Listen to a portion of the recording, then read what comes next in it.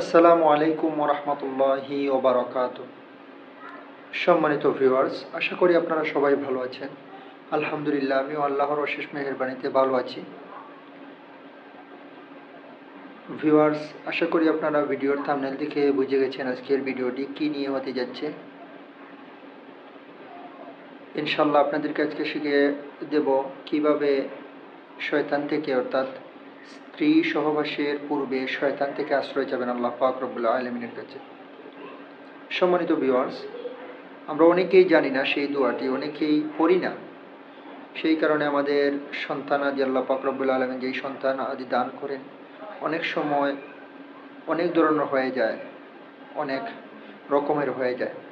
তো ইনশাআল্লাহ এই দোয়াটি পাঠ করলে অবশ্যই আল্লাহ পাক রব্বুল আলামিন আপনাকে নেক সন্তান, অর্থাৎ শয়তান থেকে, বিতাড়িত শয়তান থেকে রক্ষা করবেন এবং আল্লাহর জিম্মায় আপনি থাকবেন।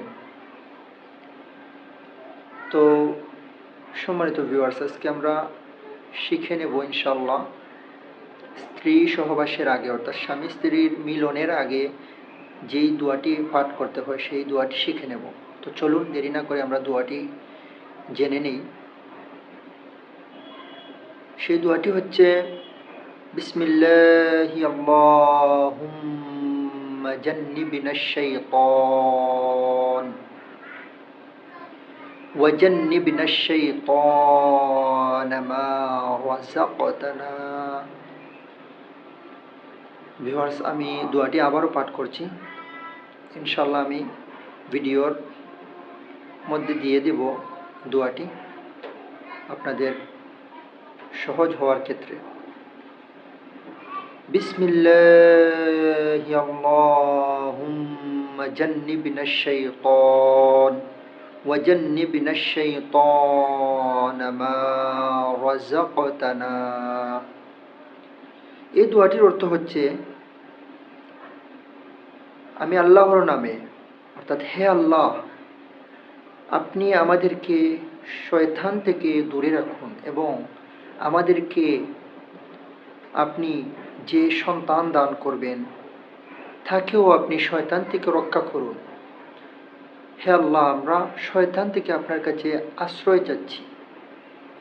খুবই সুন্দর একটি দোয়া। ইনশাআল্লাহ আপনারা সবাই এই দোয়াটি শিখে নেবেন, আমল করার চেষ্টা করবেন,